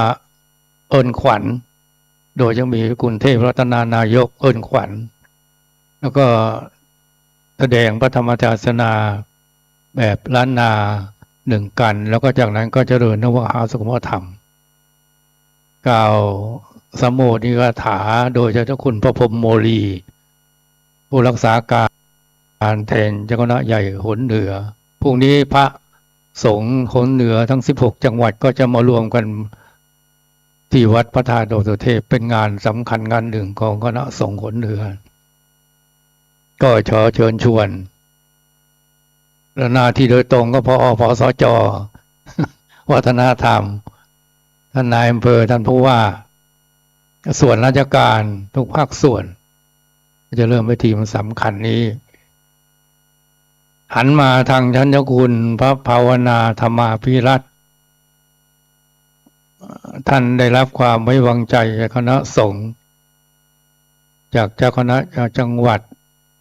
จากรองภาคมาถึงหลวงพ่อแล้วก็นำเข้าสู่มหาเถรสมาคมผ่านมติทางเจ้าคณะใหญ่คือตอนนี้เจ้าคุณพรหมโมลีท่านรักษาการอยู่ยังเข้าสู่มหาเถรสมาคมผ่านมติก็ได้รับแต่งตั้งเป็นเจ้าคณะอำเภอเมืองจังหวัดเชียงใหม่แทนเจ้าคุณลาลัชมุนีซึ่งท่านขึ้นเป็นรองเจ้าคณะจังหวัดเชียงใหม่เจ้าคณะจังหวัดเชียงใหม่เรามีรองเจ้าคณะจังหวัดได้4 รูปด้วยกันที่กฎหมายใหม่ออกมาเพื่อโปรดโอกาสให้พระสังฆาธิการที่มีความขยันมีความรักความสามัคคีในการที่จะการบริหารการคณะการพระศาสนาให้เป็นความเรียบร้อยสงบสร้างสันติสุขให้เกิดประโยชน์แก่ประชาชนสถาบันชาติศาสนามหามกษัตริย์แล้วก็ยังมีสำนักที่พักสงฆ์150ขึ้นไปก็จะมีรองเจ้าคณะจังหวัดกำกับดูแลที่พักสงฆ์อีกรูปหนึ่งก็รวมแล้ว5 รูปด้วยกันรองเจ้าคณะจังหวัดเชียงใหม่4 รูปเจ้าคณะจังหวัด4 รูปเพราะมันจังหวัดมันใหญ่มากอำเภอเมืองนี้ตั้ง130 กว่าวัดเป็นใหญ่ในเมืองในจังหวัดภาคเหนือเนี่ยเท่ากับจะมากกว่าจังหวัดสมุทรสาครสมุทรสงครามฉะนั้นอำเภอเมืองเท่ากับจังหวัดนึงเลยนะเนี่ยแล้วก็ทั้ง25 อำเภอแล้วก็จังหวัดเชียงใหม่นี้ที่อำเภอเมืองนี้ก็ต้อง130 กว่าวัดฉะนั้นเท่ากับบริหารจังหวัดหนึ่งนะเพราะมันวัดมันเป็น100ฉะนั้นพระสังฆาธิการผู้รับตำแหน่งต้องมีวิสัยทัศน์แล้วก็มีการบริหารการคณะการพระศาสนานอกจากอำนาจหน้าที่ในตำแหน่งเจ้าคณะอำเภอตำแหน่งที่สำคัญสูงสุดก่อนที่จะเป็นเจ้าคณะได้นั้นคือเจ้าวาดนั้นเมื่อเป็นสัญญาบัตรก็หมายถึงว่าผู้ช่วยรองเจ้าวาดก็เรียกว่าสัญญาบัตรที่ในหลวงทรงแต่งตั้งเรียกว่าสัญญาบัตรแบบท่านเจ้าคุณนี้เป็นพระราชาคณะในนั้นในสัญญาบัตรนั้นในพระบรมราชโองการนั้นพระบาทสมเด็จพระเจ้าอยู่หัวท่านทรงมอบภาระธุระให้ สำคัญยิ่งในสัญญาบัตรนั้นมีพระประมาภิไธยว่าขอพระคุณเจ้าจงรับภาระธุระพุทธศาสนาเป็นภาระสงฆ์สอนด้วยระนาบไปก่อนและสงเคราะห์พระภิกษุสามเณรในอารามตามสมควรแก่ฐานันดรศักดิ์ชัญญคุณก็เป็นพระราชาคณะสถิตณวัดลำเปิงเมืองเชียงใหม่ฉะนั้นในหลวงท่านฝากสัญญาบัตรผู้ช่วยรองเจ้าวาดชั้นตรีชั้นโทขึ้นไปจนถึงเป็นพระราชาคณะธุระผู้ศาสนามีสองคือหนึ่งคันธาธุระและวิปัสสนาธุระคันธาธุระก็คือศึกษาเราเรียนพระปริยัติธรรมเช่นนักธรรมชั้นตรีโทเอกธรรมศึกษาตรีโทเอกแล้วก็ภาษาบาลีที่มีสติปัญญาที่จะศึกษาเราเรียนพระไตรปิฎกตามหลักสูตรคณะสงฆ์ได้วางไว้นักธรรมก็ถึงนักธรรมตรีโทเอกปริญญาก็ปริญญา1-2ปริญญาโท2-3ถึงปทเอกแล้วก็มีปสมีบสคือสำหรับฆราวาสผู้ชายผู้หญิงเรียนบาลีแล้วก็ข้อสอบเดียวกันอันนี้เป็นคันธะธุระฝ่ายอีกฝ่ายหนึ่งก็ฝ่ายวิปัสสนาธุระคนที่มีสติปัญญาเมื่อยล้าสุขภาพอายุมากสวหรือไม่สวถ้าหนุ่มสาวนี่เห็นชาวต่างชาตินี่มีคนหนุ่มคนสาวก็อย่ามาเข้าปฏิบัติวิปัสสนาโดยเฉพาะต่างประเทศนี่เขาชอบมากหลวงพ่อไปที่เมืองเพิร์ธที่ประเทศออสเตรเลียลูกศิษย์หลวงปู่ชาประมาณ1 ทุ่มจะมีนักศึกษาหนุ่มๆสาวๆมาเข้าวิปัสสนากันเป็นจำนวน100น่าทึ่งมากแล้วต่างประเทศนี้เขาสนใจวิปัสสนาไม่สนใจอย่างอื่นเขาอิ่มในวัตถุแล้วแต่ก็หันมาในทางธรรมในด้านจิตใจแล้วก็วัดตะโปธารามปูพื้นฐานโดยหลวงพ่อพระพรหมมงคลสมัยยังเป็นครูอยู่ก่อนที่จะมีบัญชาให้ไปเป็นเจ้าวาดวัดพระธาตุศรีทองท่านก็สร้างวัดตะโปธารามร่างเปิลเจริญรุ่งเรืองในนั้นก็มีลูกศิษย์เอกของท่านอยู่รูปหนึ่งคือเจ้าคุณภาวนาธรรมาภิรัตน์เป็นลูกศิษย์เอกของหลวงพ่อประทับใจท่านว่าท่านสอนฝรั่งมานั่งพับเพียบพนมมือแต่อย่างเนี้ยฝึกคนต่างชาติให้สงบเรียบร้อยน่ารักมากรู้จักท่านมานานแล้วแต่เป็นพระครูสัญญาบัตรมาและผลงานของท่านไม่ใช่แต่การปกครองศึกษาเผยแผ่สานุปการสาธารณสงเคราะห์ศึกษาสงเคราะห์เท่านั้นวิชาหลักบริหารหรือท่านปฏิบัติก็คือวิปัสสนากรรมฐานจังหวัดเชียงใหม่นี้นอกจากพระธาตุศรีทองก็ตรงที่นี่พูดได้เต็มปากเลยตรงที่นี่แล้วกฎระเบียบท่านก็วางกฎระเบียบตามเดินที่หลวงพ่อพระพรหมมงคลได้วางแนวทางไว้ให้แล้วตัวท่านเองก็จะได้เปรียบท่านพูดภาษาได้คือสื่อในภาษาต่างประเทศได้จึงได้เปรียบกว่าพระสงฆ์รูปอื่นๆมันยังชื่นใจว่าเลขาผู้ช่วยเลขาของท่านมีเอกภาษาอังกฤษหลายรูปก็คงจะเป็นช่วยกำลังให้ท่านงานเจ้าคุณช่วยงานแบ่งเบาอันนี้เป็นงานสำคัญนะ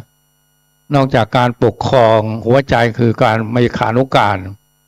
การปกครองก็หัวใจที่สำคัญคือการเลขานุการท่านเลขานุการเก่งเจ้านายก็สบายสำคัญท่านตั้งทีมงานถึง8 ถึง 7 รูปด้วยกันแสดงว่าบริหารเป็นนักบริหารไม่หวงงาน นักบริหารจริงๆเขาไม่หวงงานนะเขากระจายงานคงไหนมีหน้าที่อย่างไรมีความสามารถยังไงก็ปล่อยให้เขาแสดงความสามารถไปถ้าทำแบบนี้ได้คณะสงฆ์เราจะเจริญรุ่งเรืองมากโดยมากหลวงพ่อหลวงพี่ทั้งหลายเนี่ยหวงตำแหน่ง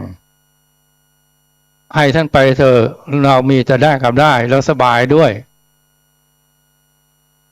มีคำโบราณก็ว่าสมุไถนาบริการเกี่ยวข้าวท่านเจ้าเฝ้าวัดปลัดเลี้ยงควายเจ้าวาดนั่งรับแขกอย่างเดียวสอนอย่างโยมมีกระจายอำนาจไปไม่ต้องไปหวงหรอกอาตมานี่ไม่เคยหวงตำแหน่งเลยเช่นที่วัดมีเผยแผ่มีครบทั้งองค์การแล้วก็มีเผยแผ่มีเทศประจำโบสถจะมีรูปหนึ่งชื่อมหาเสรี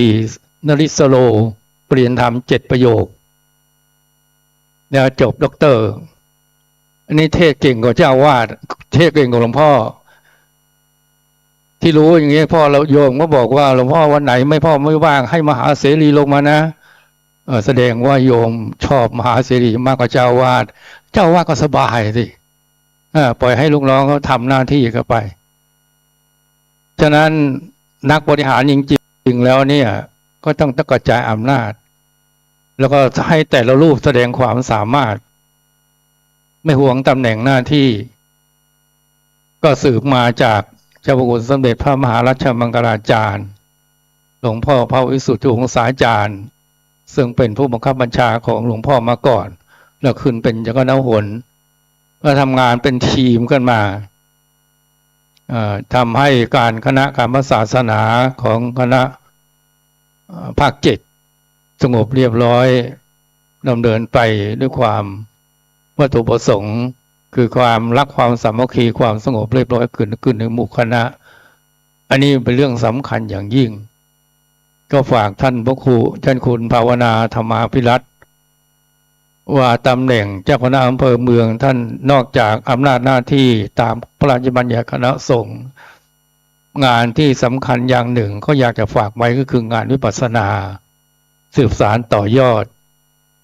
แล้วก็ท่านก็ทำได้ดีมากอาจจะเป็นอุปสมบทเฉลิมพระเกียรติก็ดีหรือเข้าค่ายคุณธรรมอะไรต่างๆก็ดีท่านก็รับภาระธุระก็แบ่งงานให้รองเจ้าคณะอำเภอเมืองมีหลายรูปถนัดรูปใดก็แบ่งให้ไปแล้วก็บริหารในด้านการปกครองแล้วก็อยากจะให้เน้นหนักไปในด้านวิปัสสนาธุระมันเป็นหัวใจเลยนะเป็นหัวใจถ้างานวิปัสสนาธุระเข้าถึงพระเข้าถึงเดชเข้าถึงญาติโยมเนี่ยการปกครองคณะสงฆ์ก็เรียบร้อยเพราะมันทำงานไม่มีข้อแม้แล้วยิ่งจิตอิสระด้วยทำงานเพื่องานทำหน้าที่เพื่อสนองงานตอบแทนพระคุณพุทธศาสนาขององค์สมเด็จพระสัมมาสัมพุทธเจ้าสืบสารต่อยอดงานที่หลวงพ่อพระพรหมมงคลที่เป็นเคารพศรัทธายิ่งของคณะสงฆ์ไม่ใช่เฉพาะในเมืองใหม่นะทั่วประเทศก็ว่าได้เกียรติคุณหลวงพ่อขจรกระจายไปแม้ตะวันออกกลางยังเลื่อมใสอิสราเอลก็ยังเลือกสายให้หลวงพ่อไปบวชมีลูกศิษย์เนี่ยขนาดตะวันออกกลางนับถืออิสลามนะนี่หลวงพ่อพระสมเด็จพระมหาธีราจารย์บอกว่าซาอุดิอาระเบียจะเชิญท่านจะนิมนต์ท่านไปแล้วท่านก็บอกว่าจะนิมนต์คุณไปด้วยเขาให้ไปเผยแผ่พุทธศาสนานี่ในประเทศซาอุดิอาระเบียซึ่งประเทศมุสลิมเพราะมันเข้าไปศาสนาไม่พุทธศาสนานี้มันไม่ว่าจะทับถือทิศอิสลามมันเข้าได้หมดน่ะนั่นมันทำมันไปถึงจิตใจไม่ได้มันทำลายทิฏฐิมานะความเห็นแก่ตัวด้วยถ้าเข้าถึงธรรมะอันนี้แล้วจะเกิดสันติสุขจะเกิดความรักความสามัคคีโลกเราก็จะสงบสุขด้วยโดยเฉพาะคณะสงฆ์ท่านเน้นวิปัสสนาจิตใจของพระสงฆ์พระภิกษุสามเณร ถ้าอยู่ในหลักจำหลักวิปัสสนาไว้เป็นแนวปฏิบัติแล้ว ก็จะทำหน้าที่ได้ดี ไม่ว่าจะเป็นหน้าที่เจ้าวาดรองเจ้าวาดผู้ช่วยตำบลรองตำบลอำเภอรองอำเภอจังหวัดรองจังหวัดภาคผลแล้วจังหวัดภาคเหนือเรานี่วัดพระธาตุสีมทองวัดพระธาตุลำเปิงวัดลำเปิงแห่งนี้เป็นสำนักวิปัสสนาที่โด่งดังแล้วก็ได้ผลเป็นที่ประจักษ์ให้ผลแก่ผู้เข้ามาปฏิบัติ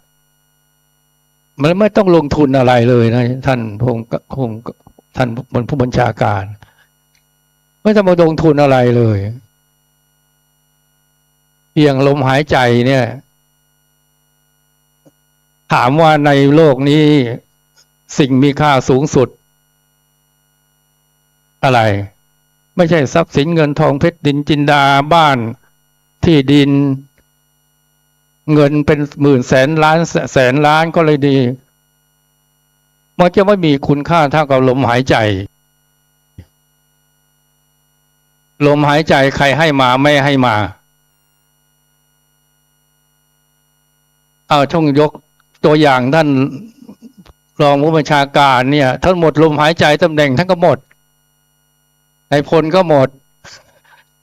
ตำแหน่งท่านก็หมดบ้านที่ดินก็หมดทั้งหมดลมหายใจหมดเลยมันลมหายใจมันสร้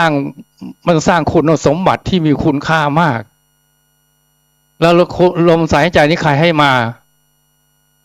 แม่ของเราให้มา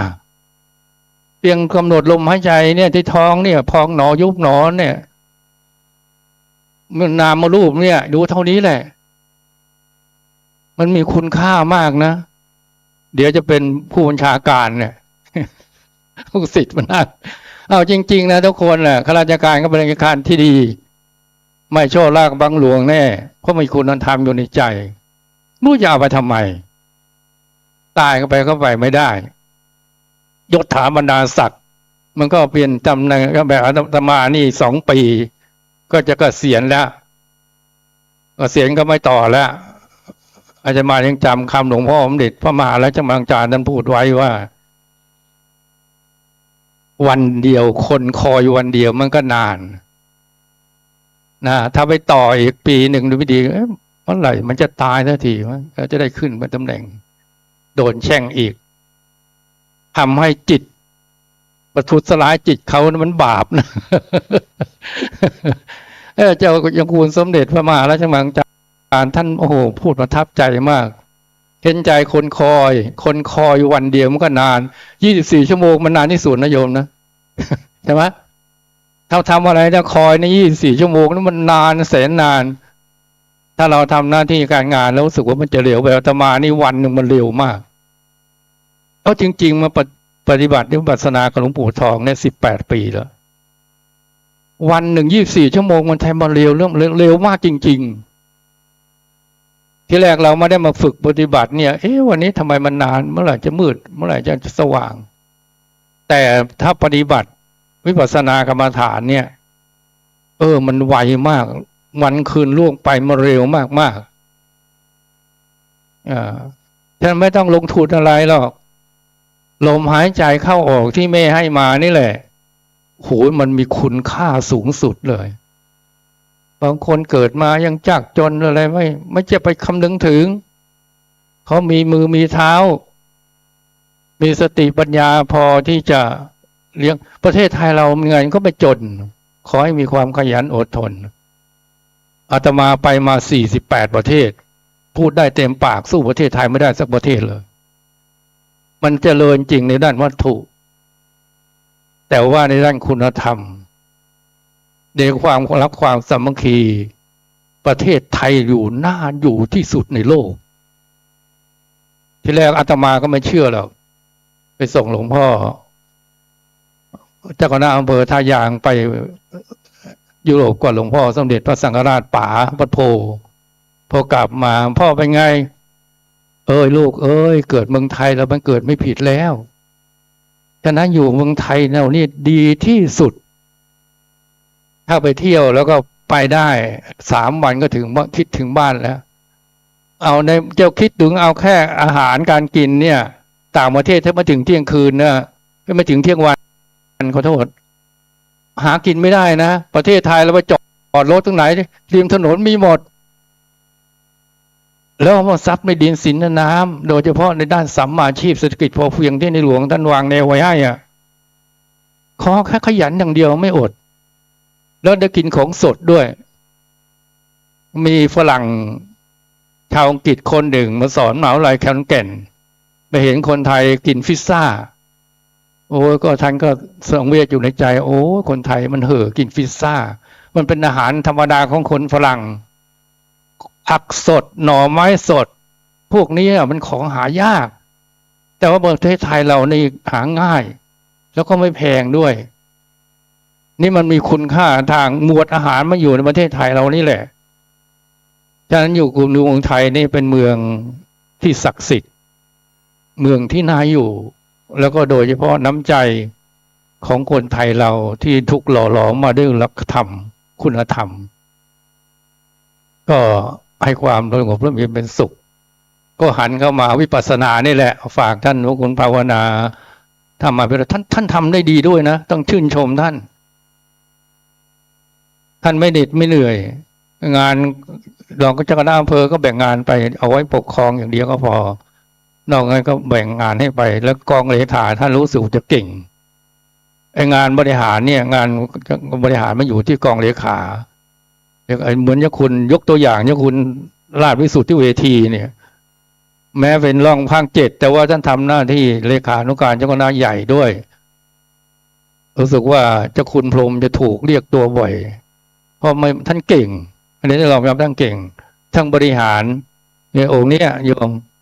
นั่งองค์หัวโตนนี่นะเรียนทำ9 ประโยคนั้นเนี่ยแต่ท่านบริหารเก่งในด้านการกองเลขาท่านเก่งผมเองต้องอาศัยท่านคนเราไม่ใช่มันเก่งทุกอย่างองค์ไหนมีความรู้ความสามารถให้ไปเธออย่าไปหวงแบ่งให้ไปให้ทำงานแล้วเขาจะได้รับผิดชอบแล้วเราก็สบายท่านเจ้าเฝ้าวัดประหลัดเลี้ยงควายนะเอาแบบนั้นนะบอกฝากวัดทั้งการนิการทุกรูปไว้ด้วยก็ขอขอบคุณท่านรองผู้บัญชาการท่านนายอำเภอท่านผอ.ผสจ.วัฒนธรรมโดยเฉพาะศรัทธาสาธุวันนี้ชื่นใจมากไม่เห็นจะถ้าพวกท่านไม่มานี่นะจะคุณใจหายนะเนี่ย ให้มาให้กำลังใจท่านแล้วโดยเฉพาะเห็นญาติโยมปฏิบัติธรรมน่าชื่นใจทั้งชาวไทยต่างประเทศมาท่านก็ปฏิบัติอยู่อย่างนี้แล้วยิ่งโควิดมันซามันเบาบางท่านก็จะได้สืบสานต่อยอดงานนี้ให้เข้าถึงจิตใจเป็นเสียงสารสาระแก่มวลสมุทรชาติไม่ใช่เฉพาะคนไทยเรามีวัดธรรมัวอยู่แม่ฮ่องสอนท่านลองเคยไปเที่ยวไหมเป็นพวกครูฝ่ายธรรมยุทธท่านน่ารักมากวัดธรรมัวแม่ฮ่องสอนมีชาวต่างชาติมาปฏิบัติธรรม140 กว่าประเทศนะประทับใจมากเลยที่แรกอาจารย์มาดูในGoogleแล้วก็ไปเลยไปดูหลักการบริหารนั้นท่านทำยังไงอยู่ในเขตปกครองของอาตมาแต่ว่าท่านเป็นฝ่ายธรรมยุทธท่านน่ารักมากขนาดงานภูพัฒน์วิมาให้ไปเป็นประธานเนี่ยท่านไม่ถือนิกายท่านน่ารักมากเหมือนกับเจ้าคุณสมเด็จธีรยานมุนีเป็นพี่เป็นน้องกันไปเลยนั่นท่านปฏิบัติวิปัสสนากรรมฐาน140 กว่าเทศพุทธคริสต์อิสลามมาอยู่รวมกันกวาดใบไม้นั่งทำแล้วสงบเรียบร้อยน่าเห็นนั้นน่าเลื่อมใสมากท่านทำได้เป็นพระครูแท้ๆนะเป็นครูสัญญบัตรวัดธรรมมัวที่อำเภอเมืองเชียงใหม่ที่ตรงนั้นน่ะถ้าสนามกอล์ฟเอาได้เขาจะคงจะซื้อที่สวยมากตรงนั้นที่สวยมาก140 กว่าเทศนะพุทธคริสต์อิสลามมาปฏิบัติวิปัสสนาใช้หลักธรรมในทางพุทธศาสนาท่านบอกว่าเมตตาธรรมเป็นเครื่องค้ำจุนโลกจริงๆด้วยอันนี้ธรรมะข้อนี้จึงทำให้เกิดวิสาขาโลกเกิดขึ้นเพราะเมตตาธรรมขององค์สมเด็จพระสัมมาสัมพุทธเจ้าสามารถที่จะหล่อหลอมจิตใจของชาวพุทธคริสต์อิสลามให้อยู่ในแนวเดียวกัน คือหลักความจริงแห่งชีวิต คนเราก็มีแค่เพียงรูปนามเท่านั้นแหละนอกก็เป็นเรื่องสมมุติหัวโขนไม่ติดอยู่แล้วถ้าทำจิตใจเราอิสระได้ทำงานก็ไม่ต้องมีไม่มีข้อแม้ทำงานไม่ได้อันนี้มันนี่โอนู้นทำงานเพื่องานเราจะเป็นประโยชน์แก่การคณะศาสนา เราจะข้างสันติภาพสันติสุขเกิดความรักความสามัคคีในหมู่คณะตลอดถึงประเทศชาติสถาบันชาติศาสนาพระมหากษัตริย์ของเราก็ขอขอบคุณท่านรองผู้บัญชาการท่านอำเภอท่านผอ.สจ.สถาสาธุชนที่มาถวายกำลังใจแสดงมุทิตาซึ่งถ้าเป็นธรรมะชั้นสูงวิหารธรรมข้อมุทิตาเหมือนกับธรรมะผู้เป็นแม่เป็นพ่อแสดงออกให้กำลังใจท่านเจ้าคุณภาวนาธรรมาภิรัตน์เจ้าคณะอำเภอเมืองเชียงใหม่ท่านจะได้มีพลังมีกำลังใจในการปฏิบัติภาระหน้าที่ให้เกิดเป็นประโยชน์เสื่อแก่มวลชาติแล้วก็สืบสารต่อยอดงานเจ้าคุณหลวงพ่อพระพรหมมงคลอย่างประโยชน์สุขเกื้อกูลให้เกิดขึ้นแก่ทุกสามัญชนทั้งหลายขอขอบคุณโมทนาอำนาจคุณพระศรีรัตน์อำนาจบารมีของหลวงพ่อพระพรหมมงคลสิริมังคละมหาเถระจงปกปักรักษาคุ้มครองให้ท่านเจ้าคุณภาวนาธรรมาภิรัตน์เจ้าคณะอำเภอเมืองประสบความสุขความเจริญด้วยจุดพิพรชัยมีความเจริญรุ่งเรืองอยู่ร่มเงาพุทธศาสนามีชีวิตเจริญก้าวหน้าเจริญคงไปหากปรารถนาสิ่งใดก็ขอให้สำเร็จโดยชอบธรรมทุกประการแล้วขอพรนอนยืดถึงท่านที่มาแสดงวิตาสักการะให้กำลังใจท่านครูภาวนาธรรมาภิรัตน์เจ้าคณะอำเภอเมืองลำเปิงทุกท่านทุกคนประสบความสุขความเจริญโดยจตุรพิชพรชัยเจริญรุ่งเรืองอยู่รุ่งเรืองพุทธศาสนาขอให้ทุกคนมีชีวิตเจริญก้าวหน้าสุขความเจริญยิ่งขึ้นไปหากปรารถนาสิ่งใดก็ขอให้สำเร็จโดยชอบธรรมทุกกันทุกท่านเจริญสาธุท่านผู้มีเกียรติที่เคารพทุกท่านครับเนื่องจากเวลายังพอมีเล็กน้อยนะครับขอเมตตาอาจารย์เจ้าคุณพระภาวนาธรรมาภิรัตน์ได้กราบขอบคุณในเมตตาธรรมของพระมหาเถรานุเถระและนโมทนาขอบคุณญาติโยมสาธุชนสักเล็กน้อยกราบนิมนต์ครับขอกราบคารวะในบารมีธรรมพระเดชพระคุณหลวงพ่อพระพรหมเสนาบดีเจ้าคณะภาค7กรรมการมหาเถรสมาคม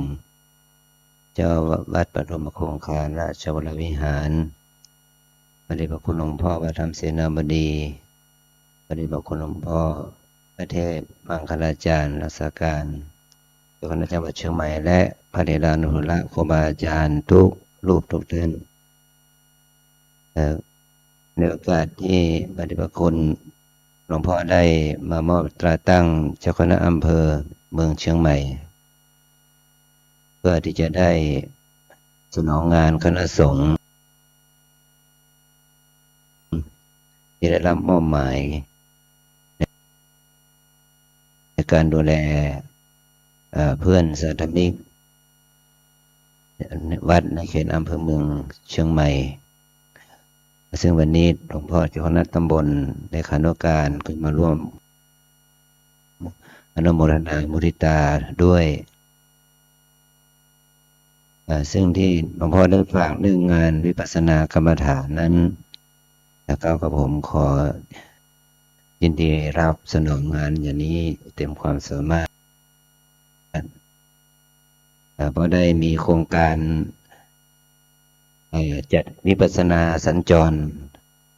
ที่จะไปเยี่ยมเยียนทุกวัดในอำเภอเมืองเชียงใหม่โดยจัด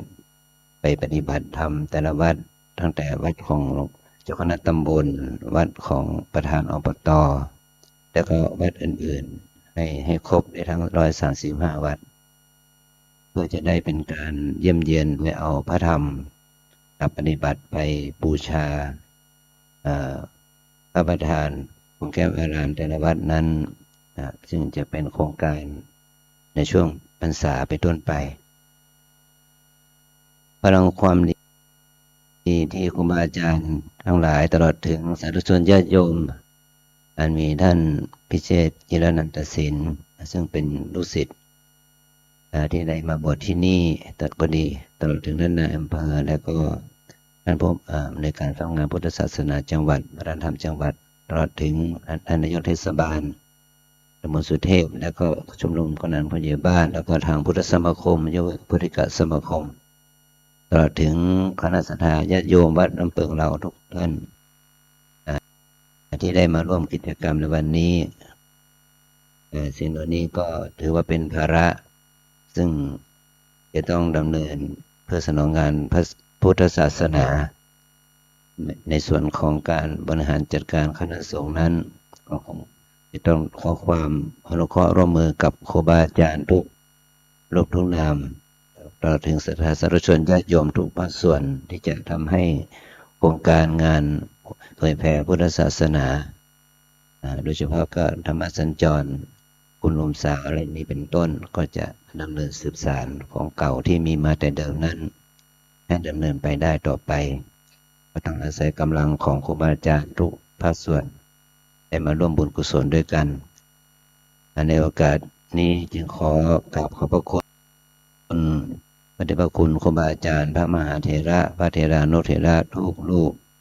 พระสวัสดิการทุกส่วนทั้งส่วนปกครองและส่วนอื่นๆที่อุปถัมภ์ขอพลังเป็นพลังบุญเกื้อกูลให้งานพระศาสนานั้นดำเนินไปด้วยดีขอให้เกิดสันติสุขให้แก่มนุษย์ทั้งหลายตลอดถึงการเผยแพร่ธรรมให้แก่ชาวต่างชาติบ้านเมืองเพื่อให้เกิดประโยชน์เกื้อกูลให้เขาได้เข้าใจในพุทธศาสนายิ่งขึ้นไปโดยเฉพาะงานศาสนาสัมพันธ์กับศาสนาอื่นก็จะดำเนินตามที่ครูบาอาจารย์ได้วางไว้เพื่อเกิดประโยชน์สุติผลก็เกิดความสมานสามัคคีในศาสนิกชนทุกภาคส่วนสืบต่อไปพลังบุญนี้จงเป็นอานิสงส์ขอให้งานพระสัทธรรมได้ตั้งมั่นและขอเป็นพลังบุญบารมีธรรมที่ครูบาอาจารย์ทั้งหลายได้กระทำบำเพ็ญแล้วได้คุ้มครองรักษาก็กับผมได้คณะและหมู่และพระสงฆ์ในยุวสงฆ์ทั้งหลายที่จะรองรับงานพระศาสนานี้ให้ดำเนินไปด้วยความเจริญสืบต่อไปสิ้นกันนานพลังความดีนี้จึงเป็นอานิสงส์สนองตอบครูบาอาจารย์ได้เป็นร่มโพล่มไทรให้แก่กับผมและลูกศิษย์ลูกหาไม่สามารถที่จะดำรงพระศาสนาเพื่อความเจริญในสมาปฏิบัติเพื่อมรรคผลนิพพานเป็นที่สุดจงมาเกิดผลแก่ข้าพเจ้าทั้งหลายและขอเป็นพลังบุญเกื้อกูลให้ครูบาอาจารย์พระมหาเถระพระเถรานุเถระศรัทธาญาติโยมได้เจริญด้วยปัญญาศีลสมาธิอายุวรรณะสุขภาละเป็นมรรคาไปสู่สัมมาปฏิบัติเพื่อความดับทุกข์เพื่อพระนิพพานเป็นที่สุดจงบังเกิดผลแก่ครูบาอาจารย์และสาธุชนญาติโยมจงทุกข์ทั่วหน้ากันด้วยเถิดสาธุกลับจากนี้ไปพระเดชพระคุณพระราชวิสุทธิเวทีจะได้เมตตานำประสงค์ทั้งปวงอนุโมทนาศรัทธาสาธุชนทุกท่านตั้งใจเกิดน้ำไปรับพรครับ ยะถาวาริวหาปุราปริปุเรนติสาคารังเอวะเมวะอิโตทินังเปตานังอุปกัปปติอิจิตังปัฏฐิตังตุมหังคิปะเมวะสมิจฉโตสัพเพปุเรนตุสังฆปาจันโทปนรโสยะถามณิโชติรโสยะถาวิวาจันตุสัพพะโรโควินาศตุมาเตภวัตวันตรายโยสุขิทีคายุโกภวสัพพิติโยวิวาจันตุสัพพะโรโควินาศตุมาเตภวัตวันตรายโยสุขิทีคายุโกภวสัพพิติโยวิวัชชันตุสัพพะโรโควินาศตุมาเต เตภวังตวะตารังโยสุขิทิยกายโยโกวะภวะอภิวาทนาสิเยสันติจังวุฒาปัจจายโตจาตารโธัมมวัฏันติอายุวันโนสุขังภาลังโสอาตลาโทสุขิโตวิรุณโหพุทธัสสะสันเตอโรโคสุขิโตโหหิสหัสสะเทหิยาติภิโสอาทาราตุจุกาทุวิรุณโหพุทธัสสะสันเตอโรโคสุขิโตโหหิสหัสสะเพหิยาติภิโสอาทาราตุขิโตวิรุณโหพุทธัสสะสันเตอโรโคสุขิโตโหหิสหัสสะหิยาติภิรัตนาเตยานุภาเวนรัตนาเตยเตจัสสะตัวกรุณกพยาเวรังโส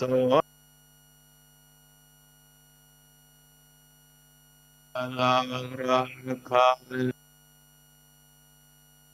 ตุสัพพเทวตาสัพพธรรมานุภาเวนัสสทธาโสทิภวันตุเตภวตุสัพพมังคัลราคันตุสัพพเทวตาสัพพสังฆานุภาเวนัสสทธาโสทิภวันตุเตสาธุ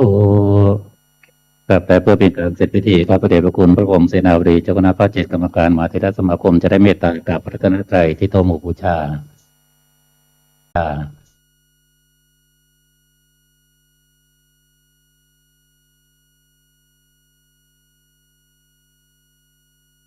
ครับทุกท่านลุกขึ้นยืนพนมมือ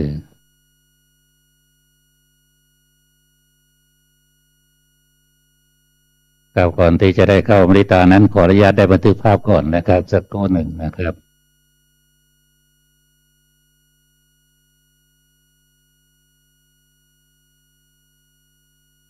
มาพร้อมกันเลยนะอะระหังสัมมาสัมพุทโธภะคะวาพุทธังภะคะวันตังอะภิวาเทมิภวะคาโตภะคะวะตาธัมโมธัมมังมัสสาปฏิปันโนภะคะวะโตสาวกสังฆัมมา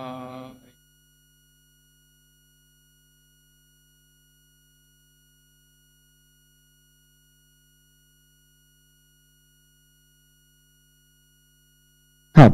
เป็นอันเสร็จพิธีที่เป็นทางการนะครับลำดับนี้กล่าวขอรับเมตตาในพระเดชพระคุณหลวงพ่อพระพรหมเสนาบดีประจำยังเก้าอี้ที่นั่ง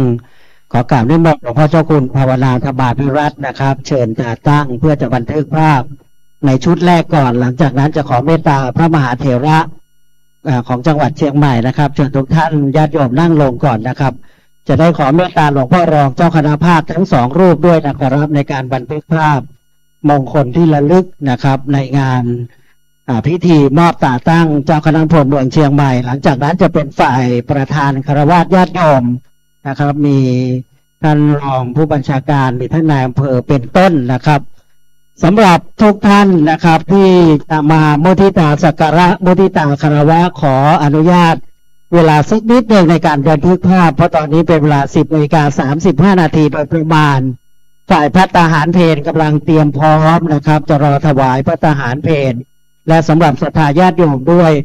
นะครับร่วมรับประทานอาหารกลางวัน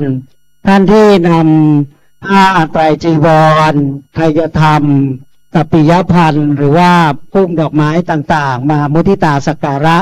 ก็อีกสักครู่นะขอรับ